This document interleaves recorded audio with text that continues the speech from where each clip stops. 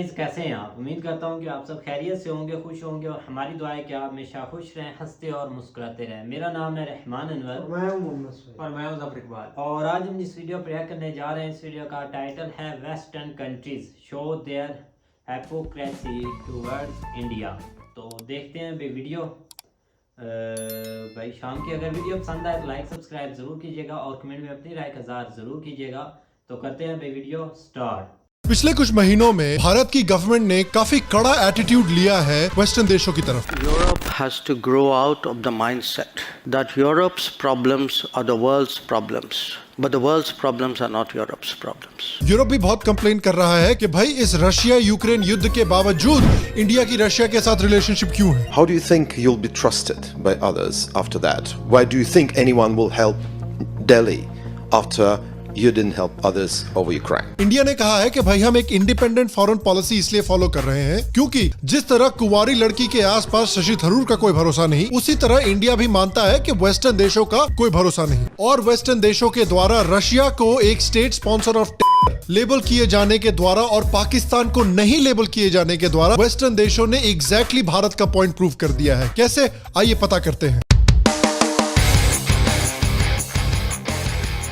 Hello, Shyam Sharma show के इस episode में आपका बहुत बहुत स्वागत है। मैं हूं सेक्युलरिज्म का सीईओ श्याम शर्मा और आप सबको एक सेक्युलर प्रणाम। तो हाल में ही ईयू ने एक ऑफिशियल रेजोल्यूशन डिक्लेयर किया है जहां पर रशिया को एक स्टेट स्पॉन्सर ऑफ डिक्लेयर कर दिया गया है। इस वोट के फेवर में 494 मेंबर्स ने वोट किया है, इसके अगेंस्ट 58 मेंबर्स ने वोट किया है और 44 मेंबर्स ने एब्सटेन किया है। अब इसके पहले भी इंडिविजुअल देशों ने रशिया के खिलाफ सैंक्शंस पास किए थे, लेकिन यार उससे क्या फर्क पड़ता है। ये तो वही बात हो गई कि अगर पटना म्युनिसिपल काउंसिल ने अमेरिका के खिलाफ सैंक्शंस पास किए हों। लेकिन इस ईयू के रेजोल्यूशन से भी बहुत बड़ा फर्क नहीं पड़ने वाला, क्योंकि ईयू के पास ये अथॉरिटी नहीं है कि वो किसी देश पर ऑफिशियल सैंक्शंस डाल सकें। तो जिस तरह जब भी कोई मुश्किल काम करना होता है तो मोदी जी अमित शाह को बुलाते हैं।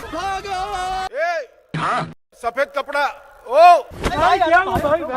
उसी तरह ईयू को जब किसी देश के ऊपर सैंक्शंस डलवाने होते हैं तो वो अपने पिताजी यानी अमेरिका को बुलाता है। तो ईयू ने रशिया को स्टेट स्पॉन्सर ऑफ बोल के अब गेंद को अमेरिका के हाथ में डाल दिया है ताकि अमेरिका भी अपनी स्टेट स्पॉन्सर ऑफ की लिस्ट पे रशिया को डाले। अब देखिए, ये बोल देना कर देने से ज्यादा इजी है। रशिया को इस लिस्ट पे डालने का मतलब कि अमेरिका को रशिया के साथ सारे डिप्लोमेटिक रिलेशंस खत्म करने पड़ेंगे और रशिया के ऊपर भारी सैंक्शंस डालने पड़ेंगे और इसका पूरी दुनिया पर बहुत बड़ा रिपल इफेक्ट पड़ेगा, खासकर चाइना और इंडिया जैसे बड़े देशों पर, क्योंकि तब अमेरिका को इंडिया और चाइना जैसे देशों पर प्रेशर डालना पड़ेगा कि आप रशिया के साथ अपनी ऑफिशियल रिलेशनशिप खत्म कीजिए, ट्रेड या वेपन्स इंपोर्ट करना बंद कीजिए और सारा ट्रेड और वेपन्स इंपोर्ट आप यूएसए और ईयू से कीजिए। और आप समझ ही जाइए कि उसका जवाब इंडिया क्या देगा। निकल लो। अब देखिए, ये बात कहनी भी जरूरी है कि जो रशिया यूक्रेन के साथ कर रहा है वो बिल्कुल गलत है। इस युद्ध का रिजल्ट ये हुआ है कि यूक्रेन की पॉपुलेशन इतनी डिक्लाइन कर गई है कि एक्सपर्ट्स का मानना है कि उसकी पॉपुलेशन कभी भी पूरी तरह से रिकवर नहीं कर पाएगी। और जिस तरह से रशिया ने डेलिबरेटली यूक्रेन की सिविलियन इंफ्रास्ट्रक्चर को टारगेट किया है वो भी बिल्कुल गलत है। तो क्लियरली रशिया इस कॉन्फ्लिक्ट में कोई इनोसेंट पार्टी तो नहीं है। लेकिन जिस तरह से रशिया को एक स्टेट स्पॉन्सर ऑफ डिक्लेयर किया गया है उससे नॉन वेस्टर्न देशों को ये बात बिल्कुल क्लियर हो जाती है कि वो वेस्टर्न देशों पर कभी भी पूरी तरह से भरोसा नहीं कर सकते। Every single word out of their mouths was a lie. क्योंकि ये दिखाता है कि वेस्टर्न देशों को नॉन वेस्टर्न देशों की चिंता नहीं है, वेस्टर्न देशों को सिर्फ अपनी परवाह है। कैसे, देखिए कितनी जल्दी उन्होंने रशिया को एक स्टेट स्पॉन्सर ऑफ डिक्लेयर कर दिया है। इस युद्ध को अभी 1 साल भी नहीं हुआ है, जबकि पाकिस्तान कितने दशकों से न सिर्फ इंडियन सबकॉन्टिनेंट में बल्कि पूरे दुनिया में फैला रहा है। और ईयू और यूएसए जो कि वॉर ऑन पर इतना कमिटेड है कि उन्होंने अफगानिस्तान पे बम मार मार के अफगानिस्तान को 8th सेंचुरी से 7th सेंचुरी में पहुंचा दिया, उन देशों ने कभी भी पाकिस्तान को स्टेट स्पॉन्सर ऑफ डिक्लेयर नहीं किया है। और आइए जरा पाकिस्तान की उपलब्धियां देख लेते हैं। 2008 में ब्रुकिंग्स इंस्टीट्यूट ने पाकिस्तान को दुनिया का सबसे एक्टिव स्पॉन्सर बताया था। ओसामा बिन लादेन, जो कि एक समय पर दुनिया का सबसे बड़ा टेररिस्ट था, वो पाकिस्तान गवर्नमेंट और पाकिस्तान आर्मी की नॉलेज और सपोर्ट की मदद से मजे से पाकिस्तान में सालों तक रह रहा था। पाकिस्तानी गवर्नमेंट ने दशकों तक कश्मीर में और बाकी इंडिया में आतंकवाद फैलाया है। 2008 में जो मुंबई में अटैक्स हुए थे उसके पीछे भी पाकिस्तान पाकिस्तानी एस्टेब्लिशमेंट का हाथ था। और इंडिया में ही नहीं, पाकिस्तानी आर्मी के प्रॉक्सी ऑर्गेनाइजेशंस ने अफगानिस्तान का कितना बुरा हाल कर रखा है। और बेगुनाह अफगानों के साथ साथ हजारों अमेरिकन और यूरोपियन सोल्जर्स की जानें गई हैं। और उनके साथ साथ आप सोचो कि हजारों और लाखों बेगुनाह पाकिस्तानी जिनकी जान गई है पाकिस्तानी स्टेट स्पॉन्सर्ड टेररिज्म की वजह से। वेस्टर्न देश भारत को ह्यूमन राइट्स और माइनॉरिटी राइट्स के बारे में ज्ञान पेलते हैं, जबकि पाकिस्तान में माइनॉरिटी राइट्स छोड़ो यार, कुछ सालों के बाद माइनॉरिटीज ही नहीं बचेंगी। इस देश में डेमोक्रेसी की वही हालत है जो बॉक्स ऑफिस पर बच्चन पांडे की हालत है। पूरे देश को तो आर्मी चलाती है। जिस तरह से हिंदुस्तानी छुट्टियां मनाने के लिए स्विट्जरलैंड जाते हैं, उसी तरह से दुनिया भर के आतंकवादी छुट्टी मनाने के लिए पाकिस्तान जाते हैं। पाकिस्तान में दुनिया के बड़े बड़े आतंकवादी ऑर्गेनाइजेशंस के लीडर जैसे हाफिज सईद, जैसे हक्कानी नेटवर्क, जैसे दाऊद इब्राहिम, जैसे आईसिस के लीडर्स आराम की जिंदगी जी रहे हैं। तो इतनी सारी उपलब्धियों के बावजूद वेस्टर्न देशों ने पाकिस्तान की तरफ कैसा बर्ताव किया है? अरे भैया, उनको स्पॉन्सर डिक्लेयर करने के बजाय अमेरिका ने तो पाकिस्तान को 9/11 के बाद से करोड़ों डॉलर दिए हैं एड में। हर साल हथियार भेजते हैं पाकिस्तान को। मतलब आप सोचिए, ये तो वैसा ही पागलपन है जैसा पागलपन बॉलीवुड को है, जब वो बार बार हिमेश रेशमिया को मूवी स्टार बनाने की कोशिश करते रहते हैं। रवि कुमार लंगोट का बहुत पक्का है। जिंदगी हो तो ऐसी हो। यूरोपियन कमीशन ने ना सिर्फ पाकिस्तान को state sponsor of terrorism declare नहीं किया है, बल्कि पाकिस्तान जिस तरह से टेररिज्म को सपोर्ट करता है उस बात को उन्होंने कभी भी अपने जीएसपी मॉनिटरिंग प्रोसीजर्स में मेंशन भी नहीं किया है। वही जीएसपी मॉनिटरिंग प्रोसीजर्स जिनका इस्तेमाल करके ईयू प्रेफरेंशियल ट्रीटमेंट देता है दूसरे देशों को। दुनिया के सबसे बड़े स्पॉन्सर्स होने के बावजूद पाकिस्तान बार बार FATF के ग्रे लिस्ट से बाहर निकल आता है। जिस तरह राहुल गांधी दुनिया के सबसे बुरे प्राइम मिनिस्टरियल कैंडिडेट होने के बावजूद बार बार प्राइम मिनिस्टर कैंडिडेट डिक्लेयर कर दिए जाते हैं। मतलब आप सोचिए, पाकिस्तान बेसिकली का Amazon.com है। 2 दिन के अंदर अंदर दुनिया में कहीं भी डिलीवर कर देंगे ये लोग। उसके बावजूद अमेरिका की जो लिस्ट है स्टेट स्पॉन्सर ऑफ टेरर की, उसमें सिर्फ 4 देश हैं, क्यूबा, नॉर्थ कोरिया, ईरान और सीरिया। पाकिस्तान नहीं है इस लिस्ट में। अब देखिए, नॉर्थ कोरिया और ईरान मैं समझ सकता हूँ, लेकिन क्या क्यूबा और सीरिया सही में पाकिस्तान से भी खराब है? मतलब ये तो वही बात हो गई कि ICC के रैंकिंग्स में अगर Italian cricket team Indian cricket team के ऊपर हो, कोई सेंस है इस बात की? तो ये सीधे सीधे वेस्टर्न देशों के सेल्फिशनेस को दिखाता है। ये चाहते हैं कि भारत और दूसरे जो नॉन वेस्टर्न देश हैं वो इनके साथ बेहतर रिलेशनशिप बनाएं, लेकिन ये भारत जैसे देशों के जो नेशनल सिक्योरिटी कंसर्न्स हैं उनको हमेशा इग्नोर करते रहते हैं। एक तरफ तो ये पाकिस्तान की एट्रोसिटीज को इग्नोर करते हैं, दूसरी तरफ ये भारत को ह्यूमन राइट्स और माइनॉरिटी राइट्स पर ज्ञान देते रहते हैं। ये भारत की डेमोक्रेसी को डाउनग्रेड करते हैं, ये भारत की रिलीजियस फ्रीडम पर सवाल उठाते हैं, ये भारत में लिंचिस्तान के नैरेटिव को प्रमोट करते हैं, ये भारत में हिंदुओं को कन्वर्ट करने के लिए मिशनरीज भेजते हैं। ये साले भारत का मैप भी सही से ड्रॉ नहीं कर पाते और फिर बोलते हैं कि यार तुम लोग हमें क्यों नहीं सपोर्ट करते, रशिया के साथ क्यों रिलेशनशिप करते हो? अरे भाई, आपको क्या लगता है हम अक्षय कुमार के फैन हैं कि आप बकवास से बकवास मूवी बनाते रहोगे और हम सारी मूवीज आकर देखते रहेंगे? जिस तरह का बर्ताव भारत के साथ वेस्टर्न देश करते हैं वैसा बर्ताव रशिया नहीं करता। रशिया ने भारत को हथियारों के साथ सपोर्ट किया है, टेक्नोलॉजी के साथ सपोर्ट किया है, ट्रेड के साथ सपोर्ट किया है, 1971 के युद्ध में भी सपोर्ट किया है। देखिए भाई, वेस्टर्न देशों के लिए सिर्फ वेस्टर्न लाइव्स मैटर करती हैं, अफगान लाइव्स नहीं मैटर करती, इंडियन लाइव्स नहीं मैटर करती, अरब लाइव्स नहीं मैटर करती, अबे पाकिस्तानी लाइव्स भी नहीं मैटर करती। और इसलिए मैं मानता हूं कि भारत को इस मुद्दे को बहुत सीरियसली लेना चाहिए। वेस्टर्न देशों की इस हिपोक्रेसी को वर्ल्ड स्टेज पे एक्सपोज करना बहुत जरूरी है। इनफैक्ट भारत को कोशिश करनी चाहिए कि ब्रिक्स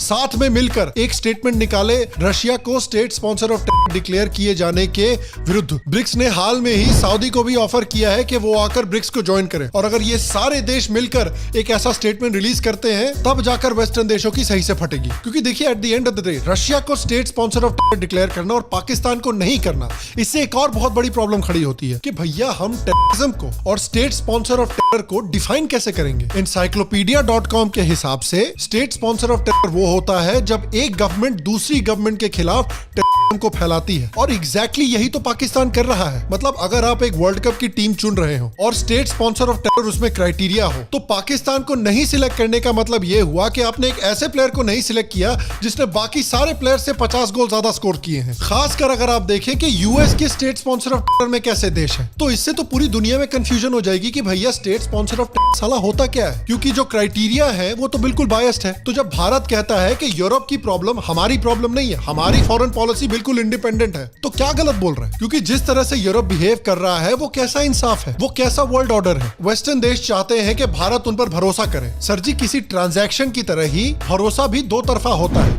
एक तरफा ट्रांजैक्शन को चोरी बोला जाता है।